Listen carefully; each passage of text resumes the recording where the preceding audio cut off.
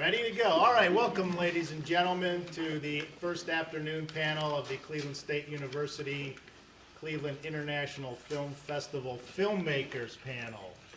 Today we are going to be talking about the big bugaboo of distribution. Right? We all love to make movies, but most of us don't make them just so we can watch them ourselves. We make them so that other people can watch them, and ideally so that other people can watch them and pay to watch them and return the investment of the financiers who finance these films. We have a really great panel today. We're very excited to have 3 film festival programmers with us. So they'll be talking to all of us about what it takes to get into a film festival, what kind of films they're looking for, how that whole film festival process helps films down the road with distribution. And we have 2 filmmakers with us who are going to look at it from the other side of the fence, which is how do I climb that unbelievably high wall, with no pythons and rope and just the fingernails on my fingers. Yes, I would, and I can. Would you come up closer? All right, yeah. So, distribution, exhibition, and film festivals. It's sort of the holy trinity of independent filmmaking. We want to look at a couple different things. Let's give everybody a sort of an overview of what we're going to be talking about, and then I will introduce the panelists, and then we will get going. The first thing, obviously, that we're going to talk about is the basic fundamentals of distribution. What is it? How do you get it? Why is it important? Then we're going to talk about the various ways films are brought to the attention of the public, because it's the public who we are distributing to. Then we're going to talk a little bit about traditional theatrical distribution, which is a very, I believe, 20th century model of distribution that is rapidly changing in this world today, in this digital world that we all live in. We'll also discuss various outlets of distribution: cable, satellite, video on demand, the internet. What once used to be only one small pipeline out to the world is now many small pipelines out to the world, literally the whole world. You put a film up on YouTube and virtually instantaneously anybody on the planet can watch it. That's something that has not existed throughout the history of film, just something very recent. We'll also discuss the opportunities and pitfalls of this new digital age. As many opportunities as there are some caveats, and we have a couple of people here who can, especially Milty, can give us a little insight into that. And then finally, we'll talk about how the central role that film festivals play in this whole dance between filmmaker and audience. So, let me now introduce to you the panel. To my right here is Angela Tucker. I'm going to start right here. Oh, God. All right. How about that? Let's look forward. I'm going to start with Angela. Angela is a filmmaker. She has a film in the festival called The New Black. We'll talk about that in a little bit. Her experience is mostly in documentary filmmaking, and this digital age that we live in has been very kind, I think, to the documentary filmmaker. It used to be much more difficult in the age of theatrical distribution to get people to see your docs. Today, we have lots of pipelines for that. Next to Angela is Sky with an E, McDonald. Yes. Sky is, let me make sure I get this correct, the festival coordinator for the New Orleans Film Festival. So where it's hot and sweaty there, it's cold and chilly here. So I hope you're having a good time up here in Cleveland. Sky has been with, how long have you been with New Orleans? 3? 3 years at the New Orleans Film Festival.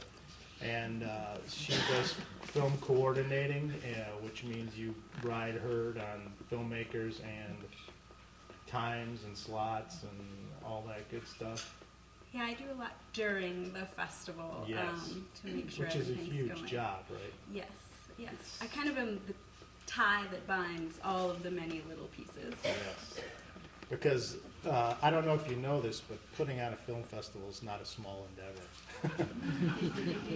Even the little ones we put on here at Cleveland State take a massive amount of effort. And a big festival like Seattle or the LA Film Festival or New Orleans, these are enormous, enormous undertakings.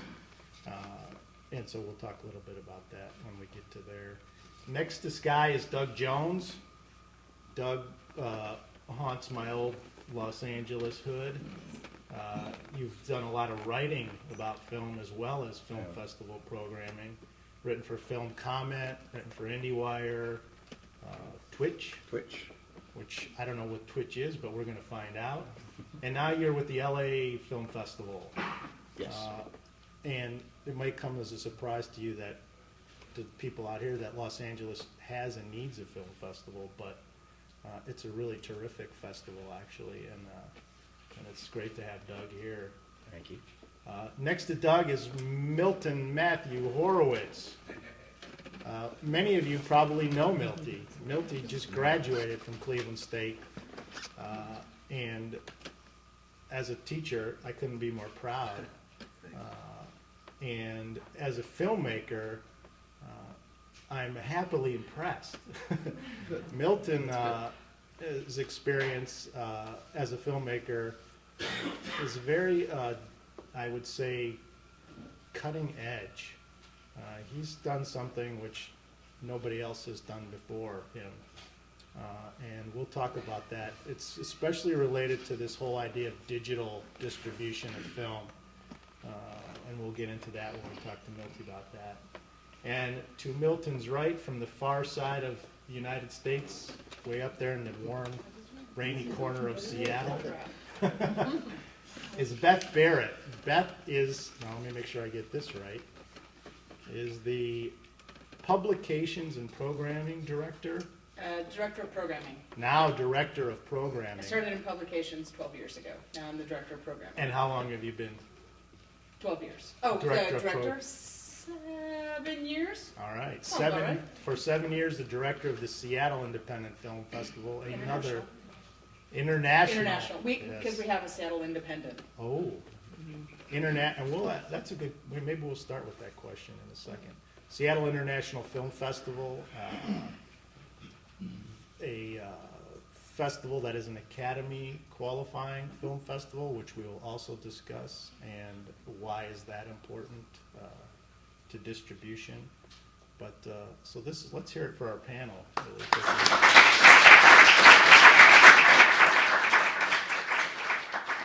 And also, before I forget, a quick shout out to all the volunteers and to Dr. Neuendorf for putting this all together. It's a big job, and I can tell you from my end that, and I'm sure from the panelists, and we all appreciate the hard work you guys put in.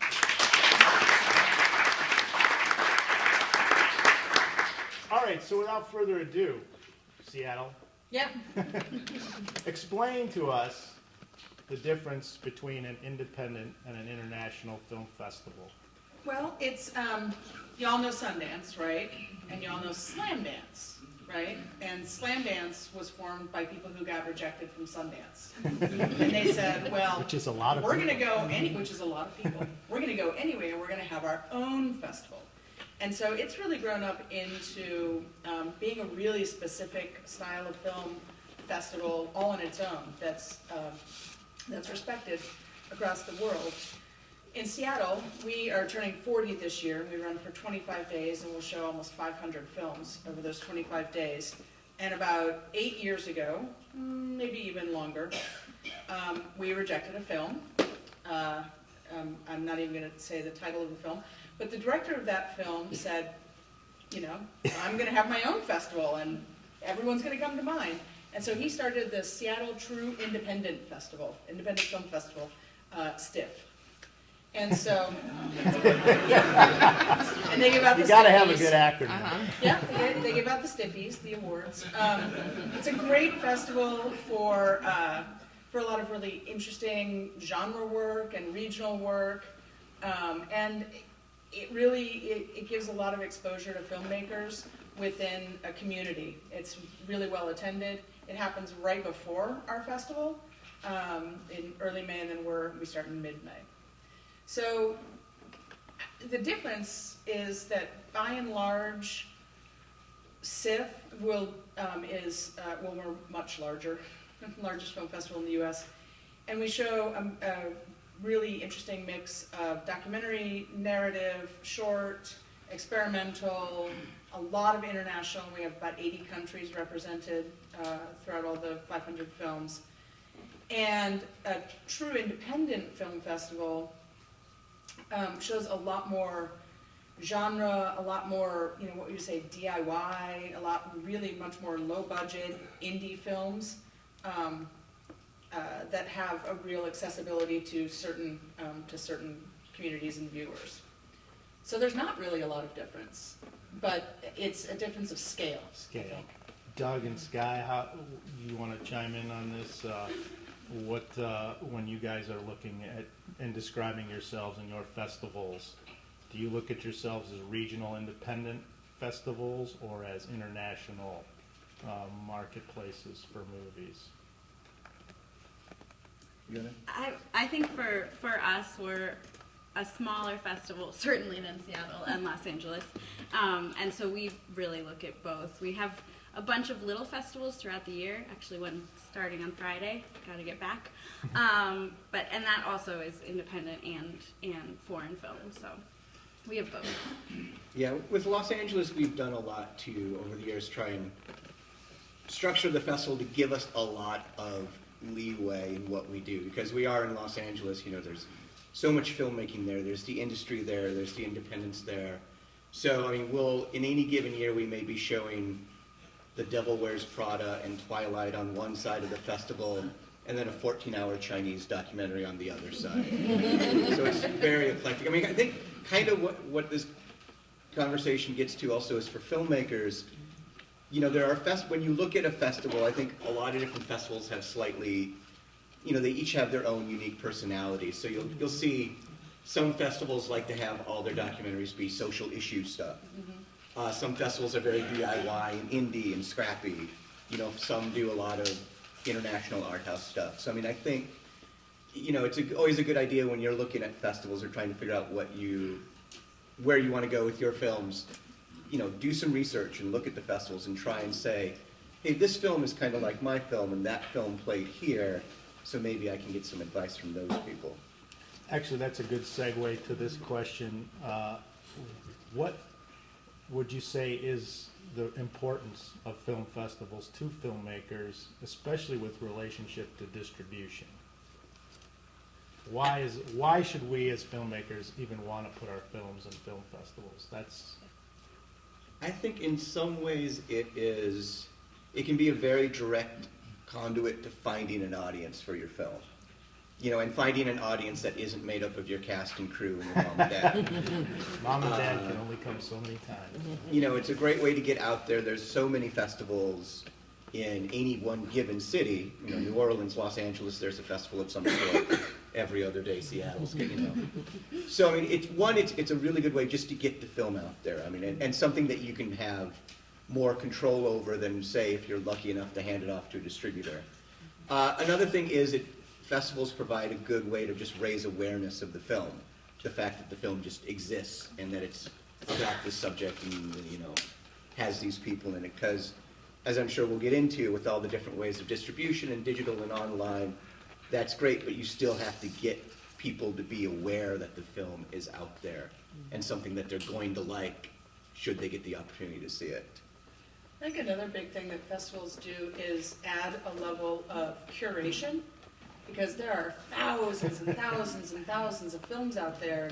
You go into Netflix and that's already been curated, and still you're spinning through like oh my God, there's so many 10 or films. 15,000 films. Exactly, and that's already been pre-curated. That's already been picked out of the pool of available films. And so festivals act in this digital age as a curation vehicle. If you're like, oh, this festival looks interesting, they show interesting films, maybe I'll write these films down that I want to see and look for those when they come out on VOD, when they come out on, when they're on the internet, on somebody's website. They've already been pre-vetted as opposed to just you're searching through YouTube and you write, down, Armenian drama, and what are you going to come up with? Nobody knows. I mean, there's so much stuff out there. And I think that's really now one of the big things that festivals do. And being in a festival already adds some clout to your film, having been curated and chosen, and then especially if you win some kind of award, audience or jury, that's another thing you can sell your film with. I would say also festivals are about networking with other filmmakers, other producers. You never know who's in the audience. Could be someone involved with distribution, could be a potential funder. So you just want as many people as possible to see the film. And then it goes back to the audience and what you said earlier, which is making the film for an audience and just simply wanting people to see it, just like at the bottom level. Yeah, a lot of it is that sense of community that can build up over the course of a week or two, or 3 or 4 of a festival. Where, it is about, like getting filmmakers together and meeting your colleagues, meeting the people who are going through it with you, getting a chance to meet and interact with that audience. Because even nowadays, even as the theatrical experience is being augmented with the digital, which is a much more solitary experience, festivals are still a great opportunity for people to get together and have a chance to interact. It seems to me that of all the arts, film is the most community-oriented, between not just filmmakers as a community, but filmmakers and audience together as a community. You don't think about like painters having a little community of people that like to come and look at paintings, right? There are the audience for that, and then there are the painters. There's some kind of communication going on between filmmakers and audience, which I think film festivals really open up a big door to. And that maybe Angela and Milty can, especially Angela, who's here at the festival, can talk about what are you looking for from an audience here? What are you looking for from the festival, too? Well, I mean, I want to touch about that, but I just want to piggyback on something they were talking about. Just as a filmmaker, I think you really have to kind of think about what are the goals for your film, and I think about those early, and once you think about the goals for your film, then it's a little easier to navigate which festivals make sense, how you want to distribute your film. So I think that's kind of an initial thing. In terms of what you're looking for in festivals, I mean, it depends. I think when there's that initial, your film is just done, and you're trying to pick the festival that you want to launch your film in, your film's life in.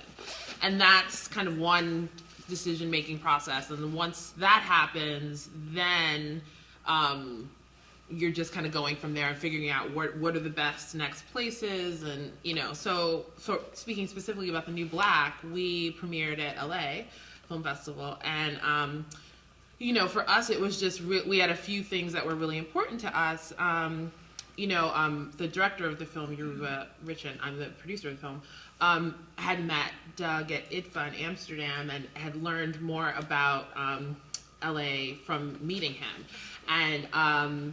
And we really wanted a festival that, would kind of has prestige to kind of launch it into the world a certain way, and also that would have a kind of more diverse audiences. There's a lot of festivals that exist that we just kept saying, we just want to be in a festival that like black people might see it too. There's a lot of like prestigious festivals that don't really have large black audiences. I'm not gonna name names, but so when we were kind of timing it out, we were like, this would be really great, And we had a wonderful experience, and that was kind of the right launch for the film.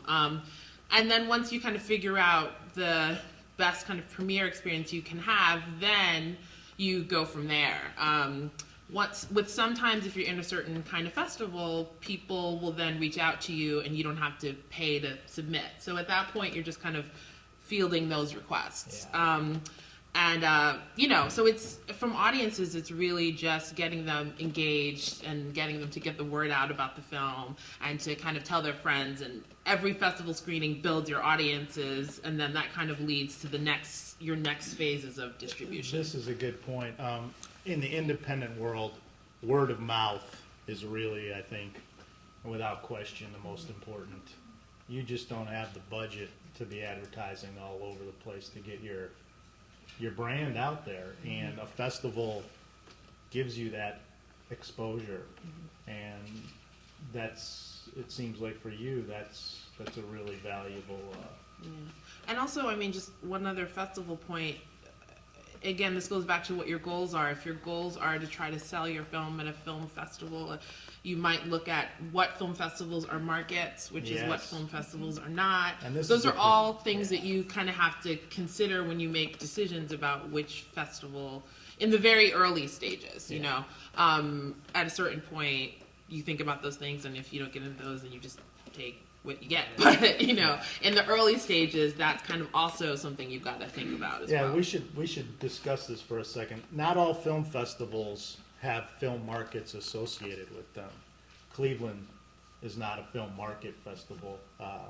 Sundance, though it's not really a market, is still has a market aspect to it because the bigger distributors are there looking for good independent product. But there are some festivals that have really strong connections to film markets, Cannes being the most, one of the most obvious. And that is an important route for a lot of independent filmmakers to drive the potential for distribution through the market. If your film gets into the festival, you've created a certain amount of validation for the film. But even if it doesn't, you can go to these markets with your film and attempt to sell it. People do this all the time. They take their product to this film market and show their films there. Now, Milty had a very different experience from Angela. Angela, your film was, when you made your film, you had festival exposure in mind from the beginning. Yeah, we knew. So just a little bit of backstory with it. Before the film was done, PBS was already involved. So we had some funding from ITVS, Independent Television Service, which is they have an open call for documentaries. Anybody can apply. We had funding from them in addition to different foundation funders. So if ITVS comes in as a funder in your film, you're automatically going to be broadcast on PBS somewhere, on some strand. We didn't know which particular strand, and a strand is just a show. But we knew we'd be on PBS. So having that information meant where we premiered, it wasn't like we were trying to premiere someplace so that somebody would want to acquire our film for a broadcast. We already had that. So it was really finding the best premiere that would be the best, give the best life to the film. Right. And then from there, just having the film kind of get out into the world as much as possible. Right. Now, Milty, tell us your experience, because it was my very experience different. is probably completely the opposite of everybody else's experience. And whereas you make a film and you want to take it to a festival in hopes of gaining attention for the film or getting distribution for it, potentially getting your money back on your investment. Our film was shot in 4K, so it's kind of a new technology. If you're not familiar with it, your current TV screens are 1080, and for every pixel you see on your TV in 4K, there's 3 more pixels. So it's 3 times as much resolution. It's very new technology. And because it's not, popular, it's not mainstream yet, a lot of filmmakers are nervous about using it. What's the point of shooting in 4K if no one's going to see it? But I took my film to AFM, and I met a company. Explain what AFM is. AFM is the American Film Market. It's one of the reason we took our film there is because it's the largest, population of film distributors in the world. They're all going to be there at the same time, and we knew that this was key. Being from Cleveland, if you're making films, if you're not willing to leave your city, you're probably, not going to get. It's going to be very difficult to get distribution if you're not going to go and meet the right people. And we knew that It AFM, doesn't matter where you're from, Cleveland. Yeah, it doesn't matter where you're You from. gotta go to the film Yeah, so markets if we you went to want. AFM in hopes of meeting a distributor, and it was really difficult because our film's what's called unsolicited. We don't have an agent, we don't have representation. I literally went there with screeners on a disc and knocked on every distributor's door and said I just finished this movie 2 hours ago. Take a look. and most people were like, we don't take unsolicited films, or nobody's here from acquisitions. They didn't even want to talk to us. And it's funny, as much time as we spent at AFM and paying to go there and meeting all the different people at the different, little conferences they had, the people who bought our movie were the people we met taking a cigarette break out there. So that just goes to show no matter how much you try to plan, what you're going to do with your film, it's going to be the most unlikely scenario that happens. And like I said, most people want to get to a film festival to get distribution. Our film already has distribution, and I don't know other filmmakers like myself. I've already dealt with rejection letters from film festivals for short films that I've sent to. Every filmmaker. And when you send films to a distributor as a blind submission, there's a very unlikely chance that your film will even be looked at. And I only know this from distributing my film. We put a special version of it on the internet that you can only get to with a password and everything. And So you could track who was... Yes, and I've had lots of offers for the sale of my film, and I can go online and see that they don't watch more than 5 minutes of your movie before they call you up and make you an offer on your film. So that's definitely very disenchanting, and I know that, knowing that from somebody who's about to offer me a lot of money to buy my film, I have to wonder how much do the film festivals look at your film? Are they going to watch your whole film? Are they only watch minutes of it? You really don't know how much of it they're going to look at. Well, we have 3 people here who can answer that. Did you guys watch whole films? Yeah? We- I feel like nobody would ever say that they don't. Somebody on our team watches. Well, no, somebody on our team watches, and it could be a pre-screener. If it's totally unsolicited, we have a team of about 20 people. Beth, explain how that process works.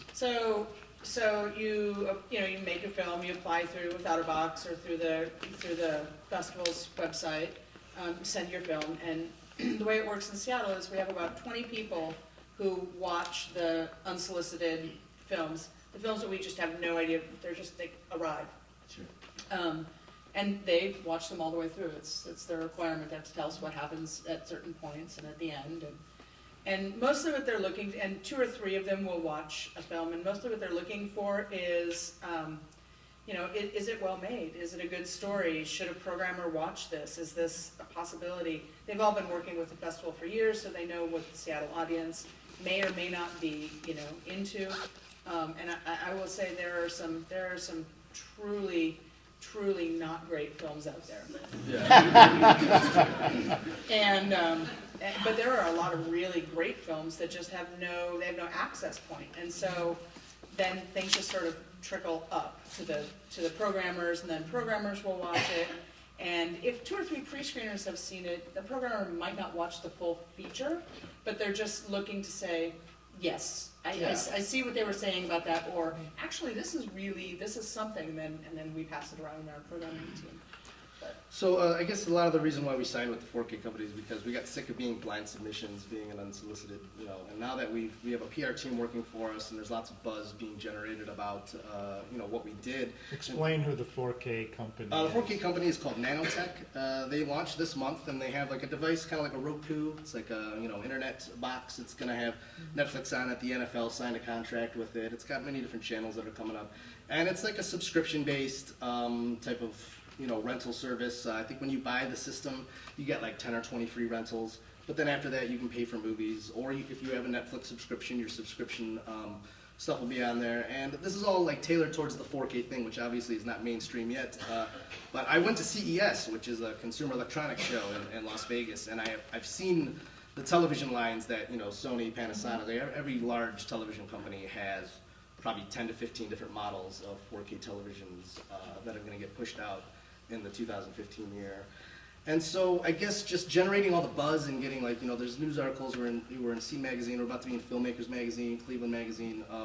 Hopefully now when I submit to some of your film festivals, there'll be like a press kit with a bunch of things that we've done, and we won't really be so much blind, we'll be heard of, and I think it'll give us a more likely chance to get accepted in the film festivals.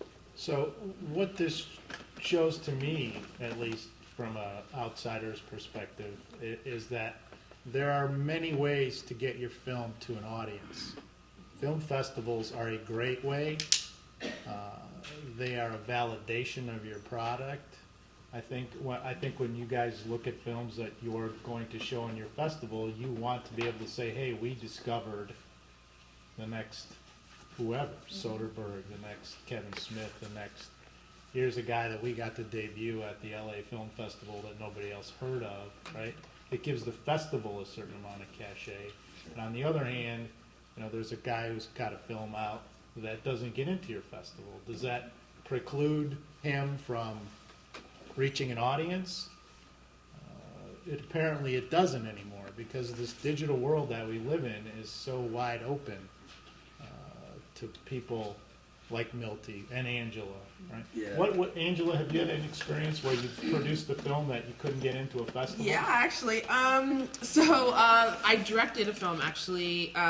It was in film festivals, but the story comes back around. I directed a film called Asexual. It's about people experiencing no sexual attraction, kind of a growing movement. Just like a smidge of background on me, I worked at a documentary production company for around 8 years. I produced different feature-length documentaries that all had a pretty same trajectory. Premiered at like sort of very large festivals, got acquired by a broadcaster, and That's a very traditional. Yeah, like a very traditional trajectory. So when my moment to make a movie came, I decided I wanted to make a movie about asexuality, which is something that was very interesting to people, but was like pretty much impossible to get funded. So we were scrappy. We finished the film, and I was very much of the mind that that film was going to go down that same trajectory, because that's just what happens. And that film was done in 2011. So I say that because now the whole kind of VOD, being video on demand rollout and digital rollout is something that is completely, people do all the time. But at that point, people weren't really doing that. It was an option, but it was a newer option.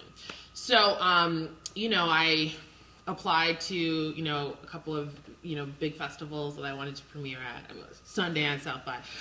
Didn't get in, and had this like moment, and I have a very good friend who's a festival programmer, and thank God, he like just pulled me aside and said, just apply to Frameline in San Francisco. It is a huge LGBT film festival. You have a really good chance of getting into that festival. And that was like a route I hadn't really thought of. I was still kind of existing with like, you want to have your film premiere in certain kinds of festivals, and I didn't even know anything about Frameline, and he was like, just do this. And he put me down the right path. So we premiered at Frameline, which is a huge festival. I think there's got to be at least like 300 films at that festival. It's huge.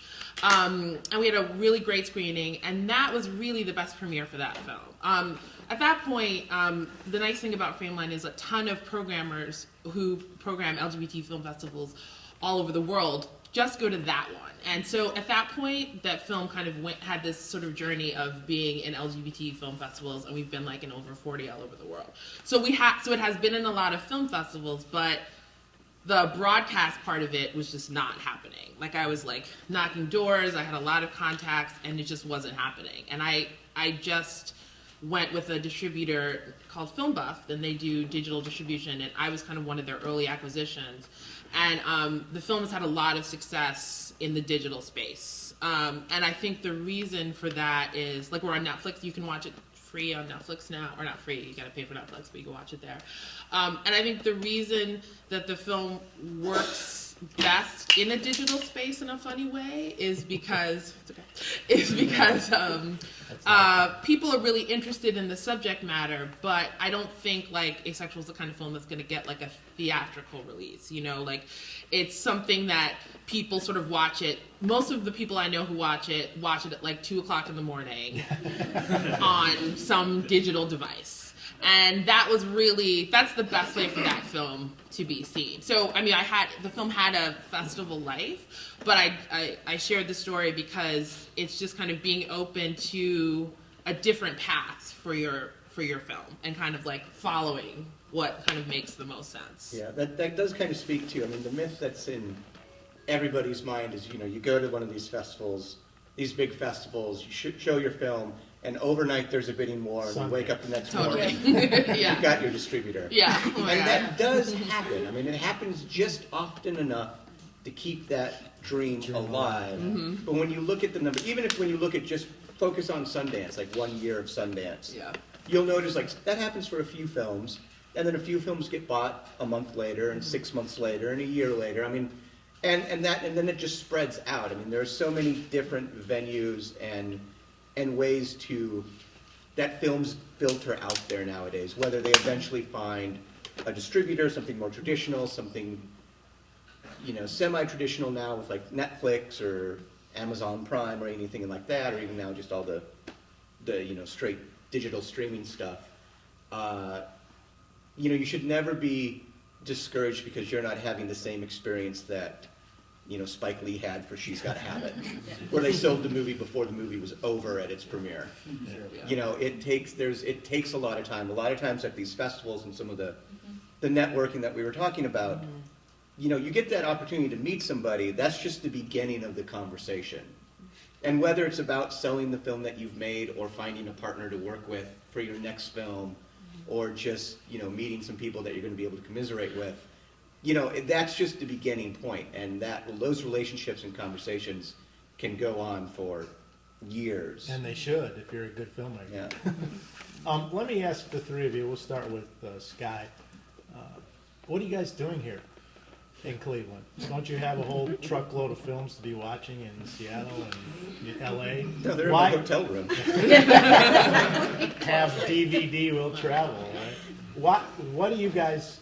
Why are you coming to this festival or travel to other festivals around the country or the world like IDFA? Why do you need to go there? Well, first of all, you can have DVDs, you can have Vimeo. There's plenty of online ways for screeners to watch things right now, so traveling does not preclude screening. Unfortunately. At all.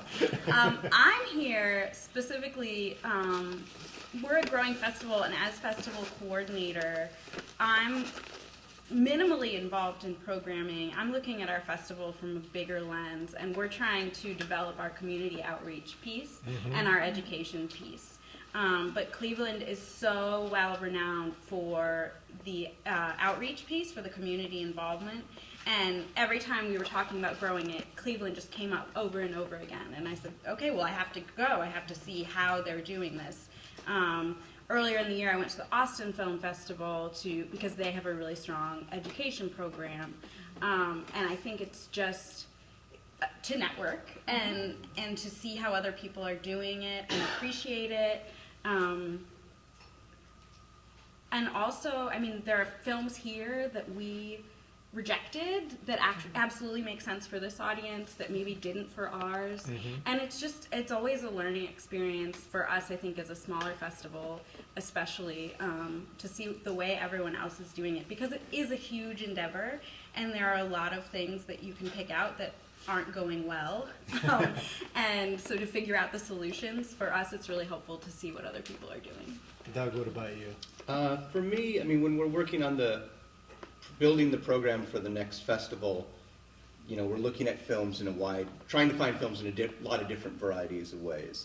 Everything from talking to former filmmakers and the distributors and the sales agents about what are you guys working on, or with filmmakers, always are a great network to keep tapping into, because I can call Angela and be like, hey, has your cinematographer done anything new? Which he did. Yeah. He sent an email, and I've sent people as well. Yeah, so I mean, it's just kind of like reaching out to the filmmaking community, and then there's also the way of, like all the filmmakers, we have an open call for submissions, so people are sending us their films. But then we also do a fair amount of traveling to other festivals to basically scout for films, try and see things, whether it's at Rotterdam or Berlin or Sundance or Toronto or Busan or ITFA, that would make sense to bring back to Los Angeles and share with the audiences there. And then for Cleveland, I've known Bill for a long time, and I've long liked what he and Mallory and everyone is doing here, and they asked me to be on the jury this year.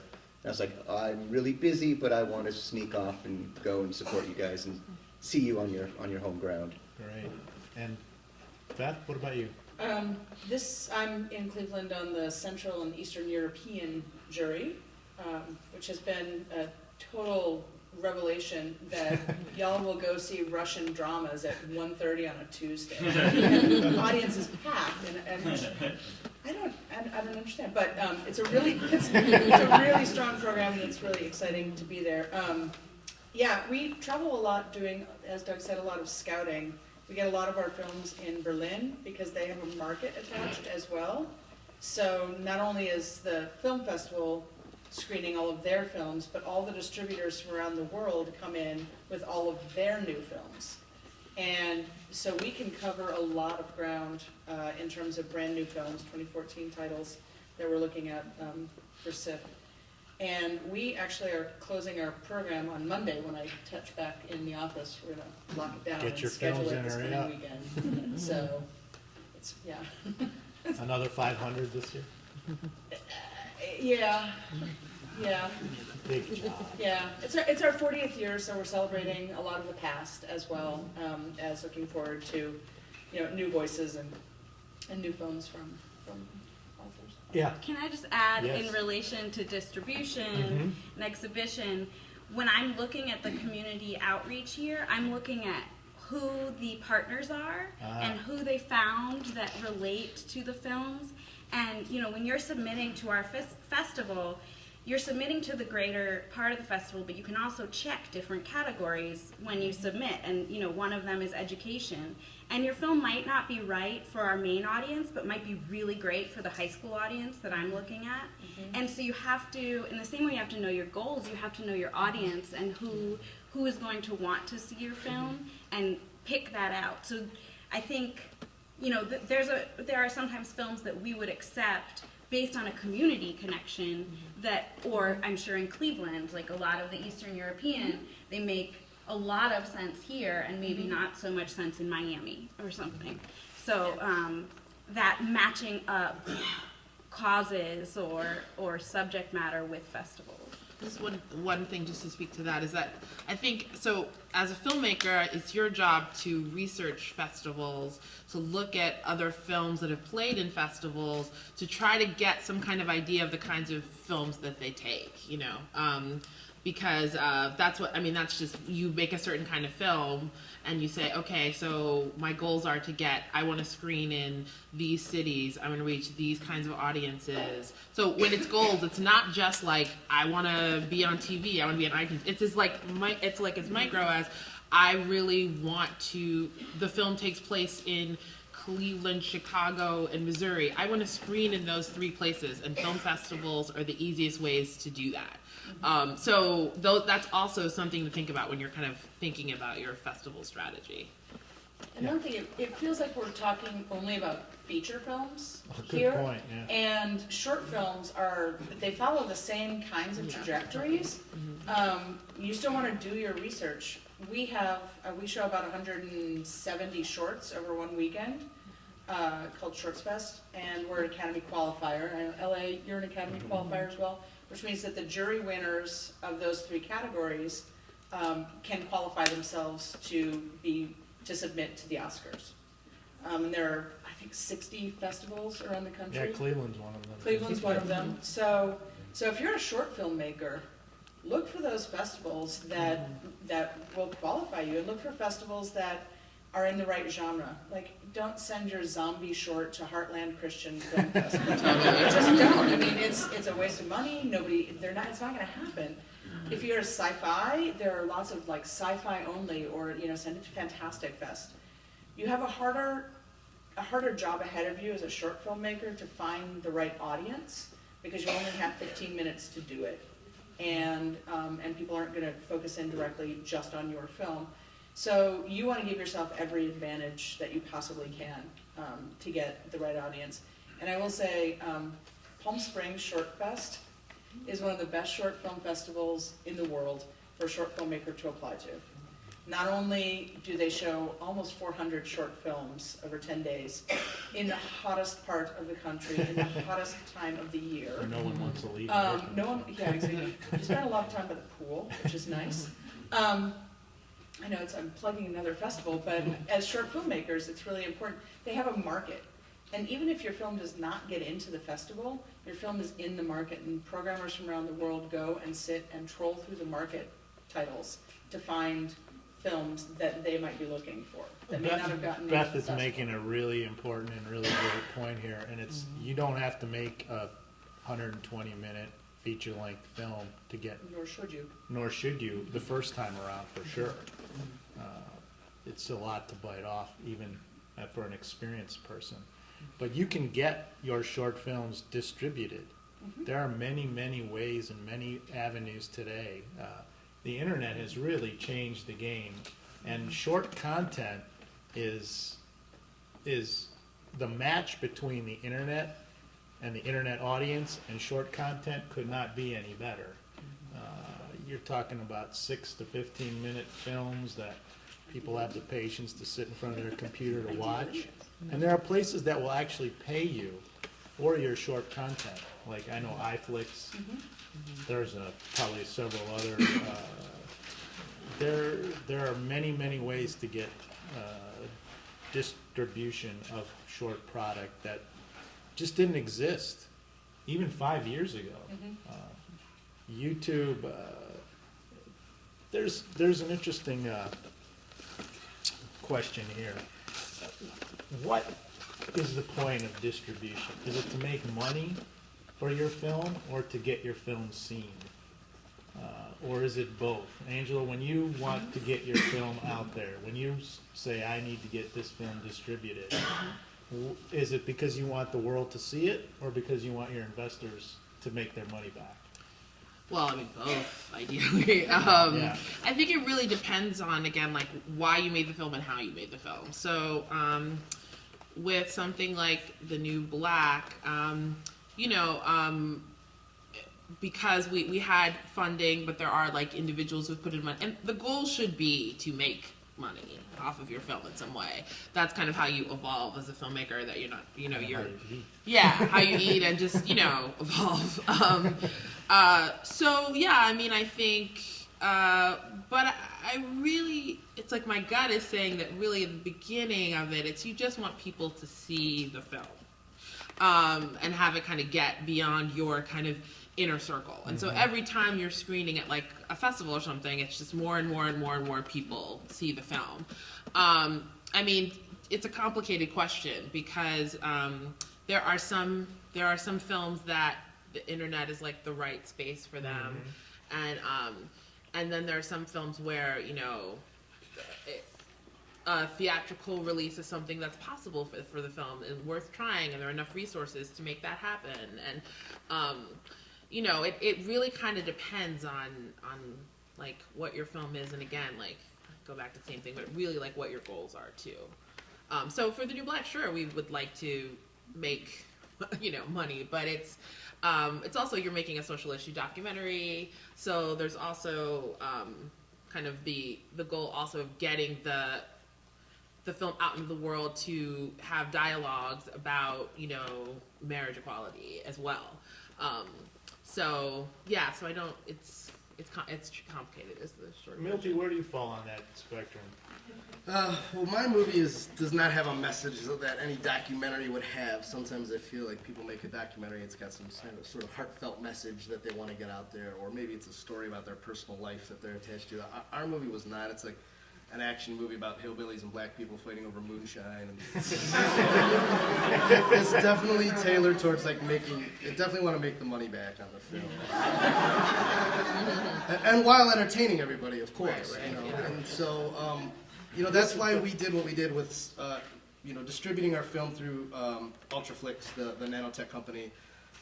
We thought was good because it's like it's a revenue share program where we get a percentage back of our money while still able to shop the movie out to film festivals. And I thought when I went to AFM and I met someone that was going to buy my film, I thought I was done. I was like, I'm done with it. I don't have to worry about it anymore. And I now realize like that was just the beginning Here's of the life little cycle secret of my film. Yeah. Because since I only sold the 4K rights, people are now asking me for the HD rights to the film, and that's going to be a big deal when those come out. And I only signed a 1-year exclusive contract with the 4K, so people are already, even though it's still till December, other 4K distributors are already asking me about exclusives for it when it runs out.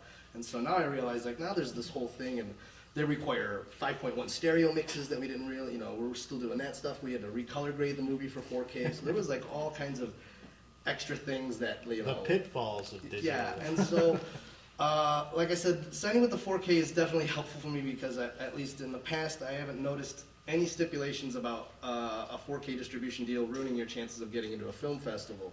Whereas I know one stipulation is if you have a premiere or if you've had, you know, a public screening, a lot of film festivals don't want to take your film at that point. Well, we have 3 festival programmers who may be able to. Yes, and so I'm hoping, you know, that I can definitely get submitted to film festivals, and hopefully the 4K thing will add to it, like, who is this new company? It's the first 4K natively shot film. Of course, you know, we're not going to show it in 4K. There's not many 4K projectors in the world. Exactly. But at least they'd still want to show, you know, what is this first 4K movie, you know, and there's other companies attached to it, like, you know, Nanotech and all these other companies that have helped, you know, get the film to where it is. So our specifically was definitely about money. We found an investor. We did some gold commercials for a guy, and they actually never even made it on TV. And so, you know, we came back to fix some of the commercials, and he's like, "Do you guys want to make a movie?" And we're like, "Yeah, we want to make a movie." And so, Networking. you know, he ponied up some money for us. And so, since I'm spending someone else's money, I'm definitely more worried about making that money back. That's And the you know, pressure. even though I sold my film and like got my distribution deal and everything, like I already spent like my first royalty check on starting 3 new companies for a new movie that I'm doing. So it's like, even though that there's, you know, money coming in, you still are end up looking towards new projects, new films in the future. And Yeah. so, you know, hopefully you can just make enough films to get enough royalty checks that you know. That you can keep making films. Keep doing the projects you want to do, Yeah, yeah, because that's I true. tell you what, I would have never chose specifically my movie. Like I said, it's about Amish people, hillbillies, you know, moonshine. And I don't live in the country. I don't know anything about Amish people. You know what I'm saying? This isn't typically a movie that I would have wrote for myself.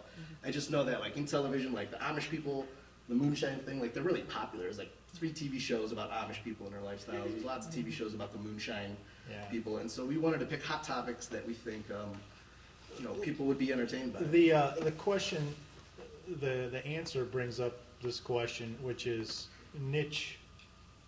Right, you need to know your niche. I mean, each festival has its niche, each filmmaker has its niche, and in this world today, right, where there are so many pipelines, knowing your niche, right, means knowing your audience, and if you know your audience, that's where your opportunities lie for the economics. We ready to start answering some questions? Yeah, can we start a question? I Yes. Question number 1 from Dr. Neuendorf. Well, Milty, you said it wasn't a message film. I haven't seen it yet, but I need to see it. But Yes. yes, was it not based on some true events or some? Oh, something was sure. true about Yeah, it? I guess there was, when we got the idea, when we realized that we were going to get money for a film, we started talking about the different topics, how could we write it, and I have an old cousin who was in Vietnam, and I was out on his farm, and I was, you know, telling him about, you know, we're trying to make this movie, and I got to figure out where and when, how I'm going to shoot it, and he began to tell us the story. When he was in the war, in Vietnam War, he was actually in war with an Amish guy, which we found, you know, like the Amish people can't, you know, how did this come about? I guess this individual had left the Amish community when he was about 16 years old, and no one could give him a job. No one would give him a job because he had no work history. You know, when you're in an Amish community your whole life, you don't have a job application, you don't have, you know, paycheck or anything like that, or even tax forms. So he joined the military. It was the only place the government was the only one that would give him a job. And of course he doesn't want to fight, he doesn't want to shoot guns, so he joined as a medic, you know, to be a doctor. And so while in the war and seeing how ugly and awful the Vietnam War was, he realized, I made a mistake, I should have never quit being Amish. And so when he got back to the States, he tried to go back to his Amish community, and they wouldn't let him back in. They shunned him. Shunning is like this, you know, they won't talk to you, they won't look at you, you know, they run the other way if they see you coming. So he was shunned by his entire community for taking up arms in the military. And my cousin had kept in contact with him through the years, and when he got old and when he eventually died, him and his friends went back to the Amish community and said, hey, you know, he's from your community, we want to get him buried, you know, we know he wants to be buried, he always wanted to go back to being Amish.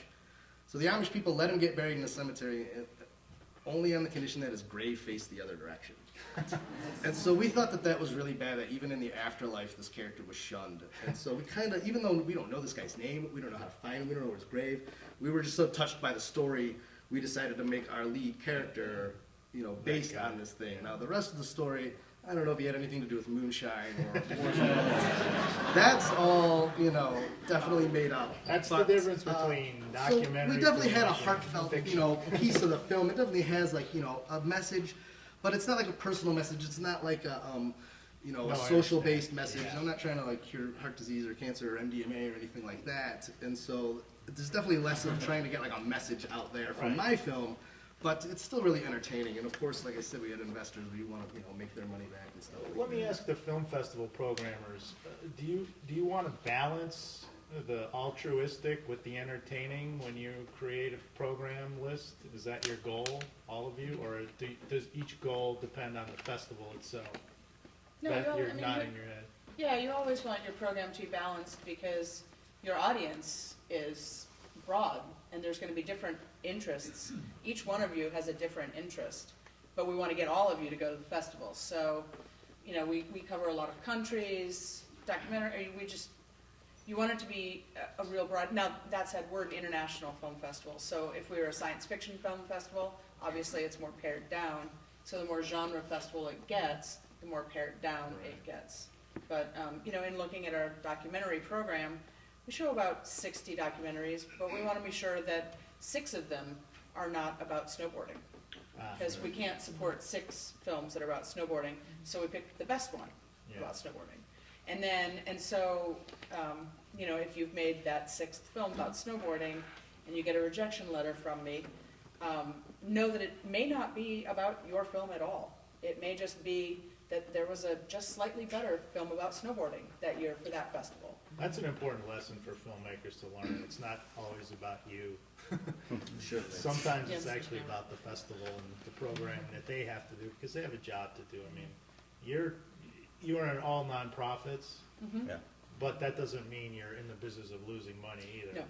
Right? The festival costs money to put on, and they at least have to break even. It's nice if you have a surplus that you can push over to next year. But, so Doug and Sky, do you guys look for diversity as well as? Yeah, I mean, along with what Beth's saying, one of the things you also hope for is by offering up a wide variety of things, you may come down to the festival because you want to see that film with, a recognizable movie star, like a good, one of your favorite actors in it. While you're down there at the festival, one of our hopes is that something, you'll be looking through the program guide, you'll notice the crowd's going to the French film in the theater across the way, and you might get just curious enough to go try something new, or go, explore a little bit outside of the normal range of, like, these are the kind of movies I like. And that's the beauty of a film. Yeah, so I mean, and that's kind of what you're hoping for, is that you're going to bring all these people together and then get them all mixed up, and they're going to find something new for themselves. Nice.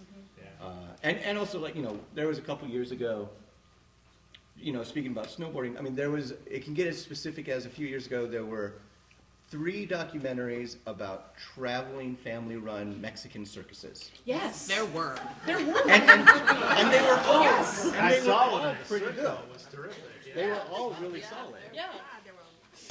And so it was really hard because you're like, there are Can you 3 imagine great as a dogs. filmmaker if she found the one movie Yeah. nobody else has made, and then Yeah. the 3 of them are the same? So, I mean, there can be that when you're looking at the program. It's both, you want to make sure you have your American independence, your French film, your, Yeah.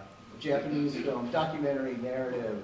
Right. But you also want, okay, like, here's the family drama movie, here's a road movie. You really want to mix things up as much as possible. And sometimes there'll be a case where, the films, are strong enough on their own that you're like, you know what?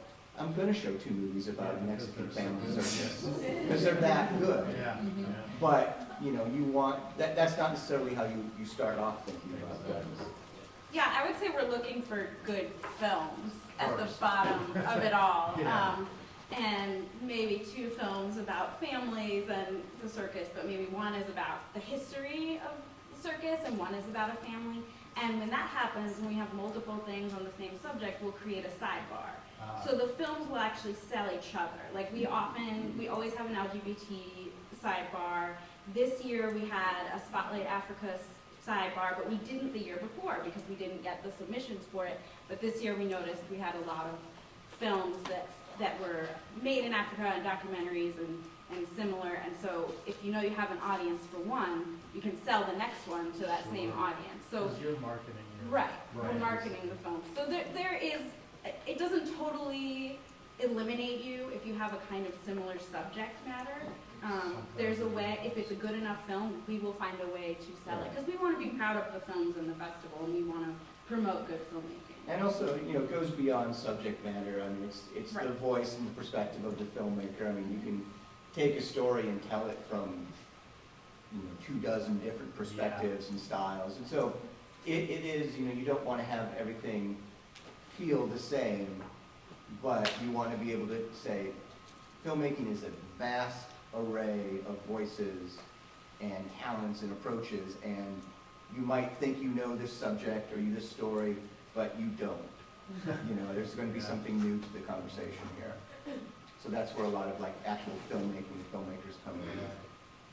All right, let's open it up to the audience. You have a question here, sir? So earlier, some of us sat and listened to filmmakers talk about how they were making films, whether it's short, mostly feature films. And obviously money is a factor in a lot of situations. But when you're concocting an idea, you're trying to figure out what your next route is. And for us young filmmakers, is should we make a short or should we make a feature? Is kind of who's going to see it? Exactly. All these things that you guys are talking about is I know every idea can't be elaborated or minimized, but I guess, do you guys have any advice or any direction of what you think you should do, whether it's a short or attack a feature at a young age, I guess? I would say don't make a feature if it's a short. Yes. Know And what don't make the it short, subject it's a matter is. feature. Exactly. Because there are plenty of features that I just sit through and I'm like, this would be such a good short, but it's not. It's not made for a feature. So let your subject matter somewhat. Speak to you. But I think someone mentioned starting out with shorts because it's easier. It can be a lower budget and that kind of thing. So there's something to think about in terms of how much time you have, how much crew you have. So that's the logistics and the story. And what your financial resources are Yeah. also. I mean, I feel heartened that you're open to short or feature, that means you're really kind of looking at the best media for the story. I think some people just get really I'm going to make a feature, come hell or high water, and they just are I'm just going to make it. So, I think it's a short. I actually just made a fiction short, primarily because I wanted to direct a fiction feature, and I didn't really want the first thing I did in sort of the fiction world to be okay, I'm gonna try to do this feature. So a short was kind of a way to kind of gently put a step into that world, transition. And even though I had been working in documentary, people still are gonna ask me, have you directed a fiction piece, can I see it?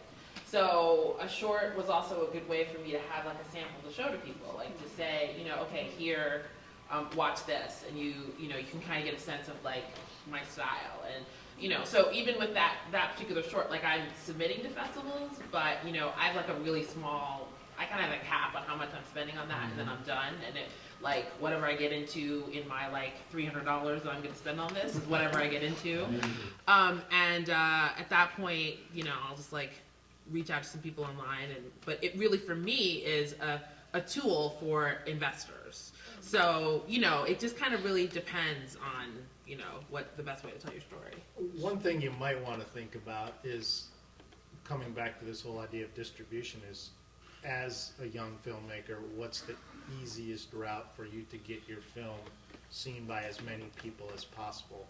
And it certainly is easier to get a short film seen by a lot more people because of YouTube and because of the internet than it is to have a traditional feature-length film seen. Now, that doesn't mean you can't put a feature-length film up on the internet, but you can have a better chance of more people seeing the whole film if it's short. Quality, Yeah. Also, I mean, I think Early on, for sure. That's. I just think that's the most prudent advice. it's also worth saying, I mean, it's easy in these panels for us to kind of follow. A lot of what we talk about seems very feature focused, Right. feature length focused.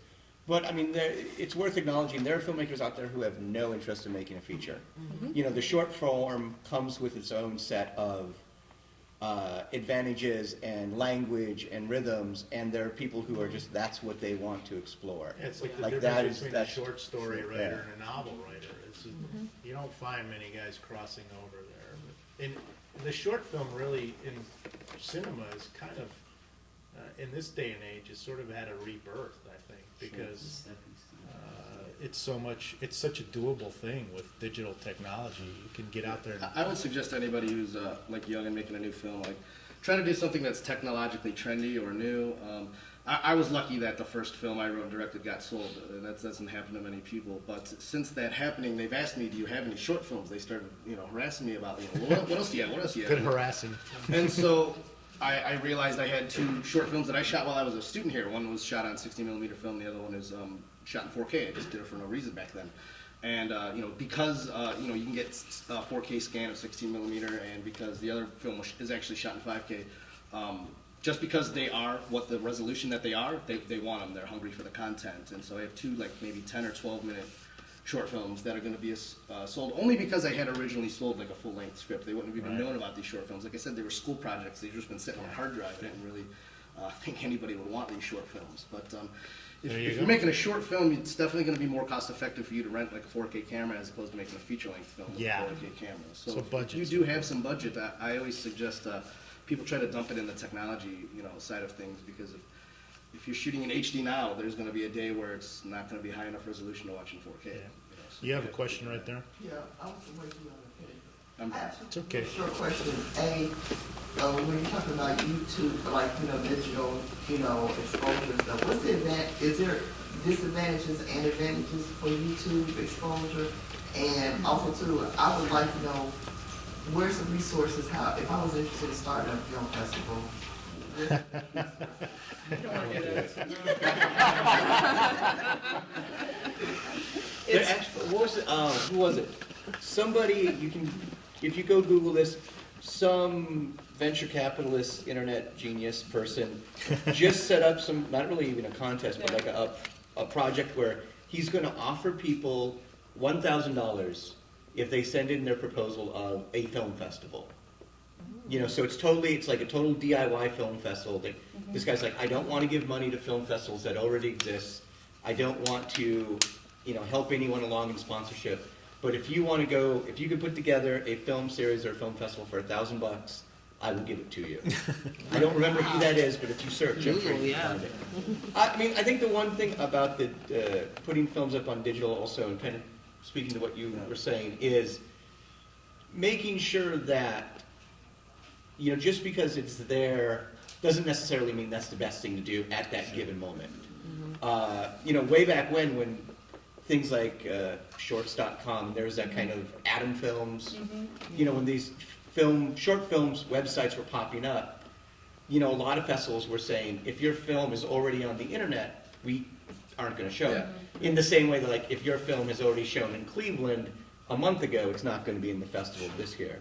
Now that has changed in part because, one, so many people put their films up so quickly. And also we've just discovered, with short films, if I'm putting 9 short films in a package and one person, a possible ticket buyer, has already seen one on Vimeo, they're not going to stay away just because of that.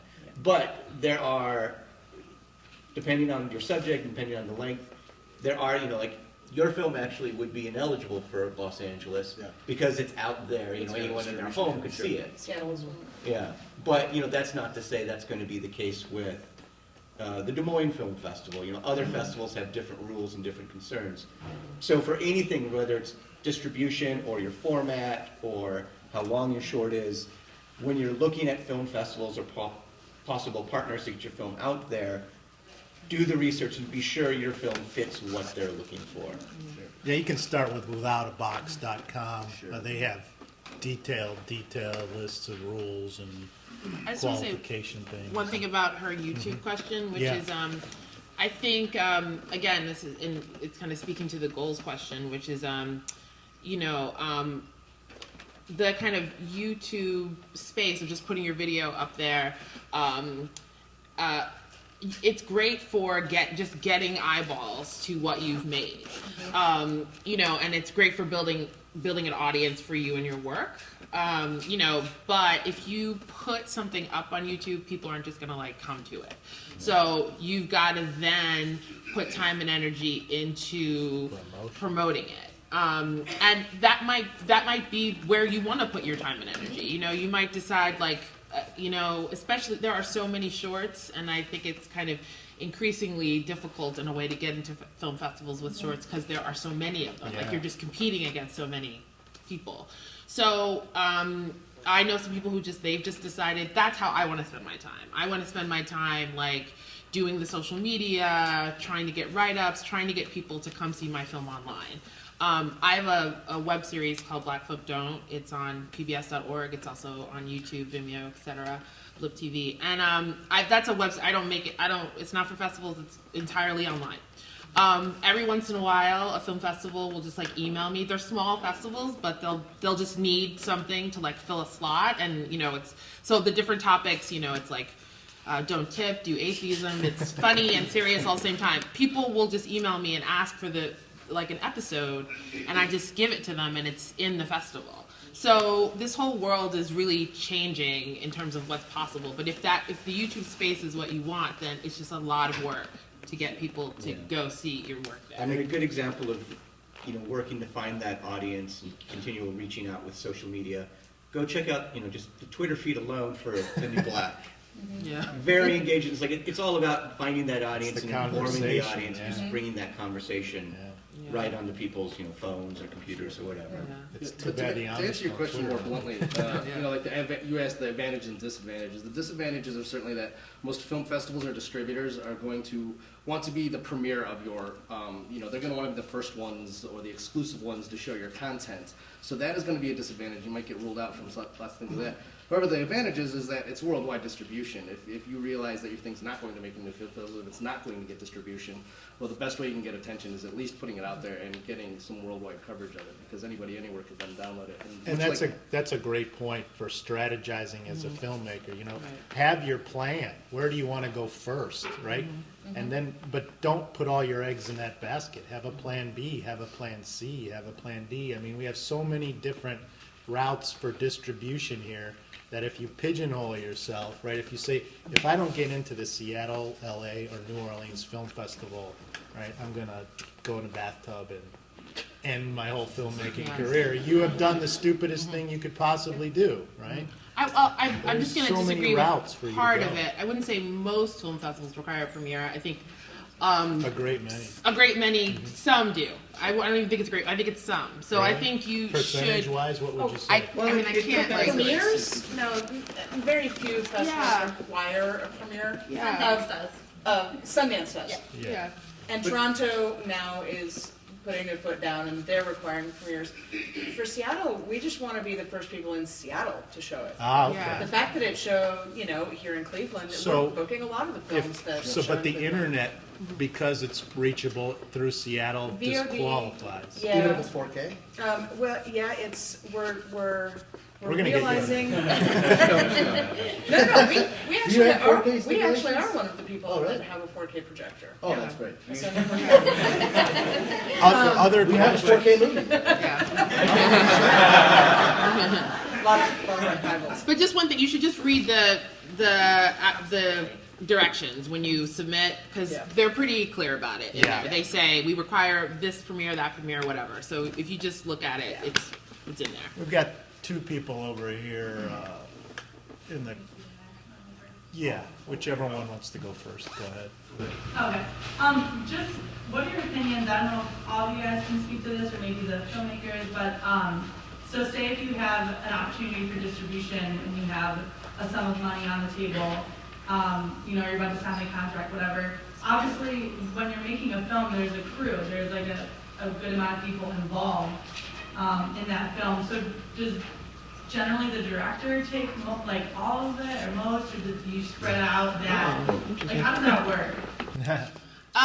It depends on it depends on what the distribution is. Like, you know, and the deals that people have made. I would say typically crew, it really is a case-by-case basis. Some people will make a movie with no money and everybody's deferred, and once a distribution deal comes in, people get like X percentage of the back end, X percentage of, like with Asexual, I really didn't have any money to pay my editor. So she gets like a certain amount of money up until she's paid through what she should have been paid. So the iTunes check, a big part of that first check went to Michelle Chang.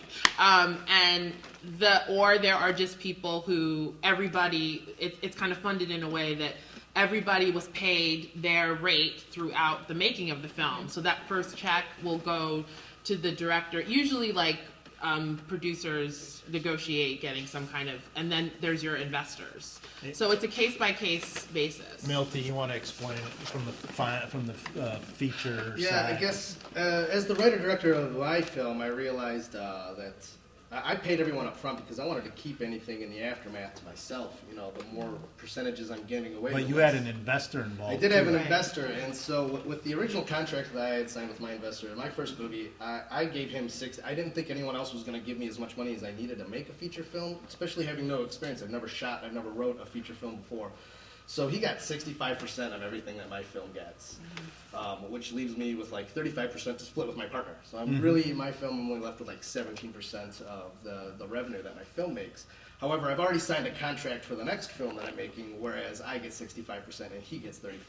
So now that I've done it once, I have more shares too, like in the event of where I can't pay a director, or assistant director, or an editor, I can now have a couple more, percentage points to sell off on my film.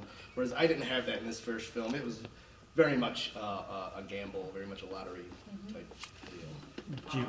If you have a feature film and you, for budgetary reasons and perhaps to, get more eyes on it at a film festival for distribution, do you run into a danger of getting the film limited to a short 20-minute film for investors' purposes, and they just want to do the 20-minute film as opposed to doing a feature film that you want? You understand what I'm saying? Are you saying that you're trying to decide whether to package it as a 20-minute? This is a great idea as a short. They may not want it as a feature that you really want. Well, you have to decide what kind of film you want to I would say buy, make. get the money, do whatever you got to do to get the money. I know someone who wants to do a feature film as a short and get it. Is Well, that that's like a calling card? Yeah, that's a different thing. That's using the short to raise money to, Right, and right. that's, A lot of people do I'm that. actually doing that now. Yeah. A lot of people. it's done It's all done the all the time. I'm doing it right now, so yeah, it definitely happens. Yeah. Yeah. And a lot of filmmakers will use that short film, like Angela was saying, to work out characters, or to work out, like, I kind of want them to be on a cliffside. So they Yeah. shoot it on the cliffside and they go, that isn't work, right yeah. at all. And so, the budgetary constrictions that shorts can be under make you really work for things. And you can try things out. Might work, might not. You might discover something really amazing. But everyone uses it. I mean, not everyone. Some short filmmakers make short films because they make short films. A lot of short filmmakers make short films because they want to make a feature, and the short film is the way to say, look at what I can do. I can do this. Now you should hire me to do this. Happens all the time. Yeah. I guess I have a question for the festival panelists. I thought it was really interesting, Beth, you mentioned the trickle up concept of who gets into the film, that you start with 20 people, these 20 people have to watch it all the way through, and I guess basically my question about creativity would be, who ultimately has the rubber stamp? In, out? Me. Also along the, are there some things that just absolutely out, some things absolutely in, or is it always very specific to the festival itself? I mean, different festivals are set up different ways. I mean, if Seattle, it's Beth. I work with a couple other people very closely, and we're all kind of good. A festival like Toronto is a little bit different, where they've got specific people looking at specific things, whether it's experimental or Asian or Latin America. So I mean, each festival is a little bit different. I mean, I think for the most part, I think for all of us, it comes down to the film itself. Yes. So even if you're, and you know, you get to a point where like sometimes you have to tell your roommate you're not going to show their film because it just doesn't fit. It's not right for whatever reason. Other times you have to, you know, you're calling up complete strangers and saying, I really love your film and we want to show it. So it really comes down to the work itself. You know, where things can make a difference if we've, you know, if you're a filmmaker that we've shown your work before, if you're a sales agent, what that helps us do is in those early days when we have, you know, dozens of films to look at and we're just trying to figure out what gets looked at first. What am I going to pop in right now as I'm sitting, you know, in my living room? You know, if there's a film from a filmmaker that I know, I'm like, okay, I'm going to watch Steve's film. But even, you know, but then once that film starts, it's about the film itself. And I may or may not have a good conversation to have with Steve in the future. We do curate. I think we have about 206 films a year, about 200, and I think like 15 to 20 end up being curated. And those are the things that one of us sees at the festival and thinks is going to be really great, or our artistic director is very attached to for some reason. And then besides those,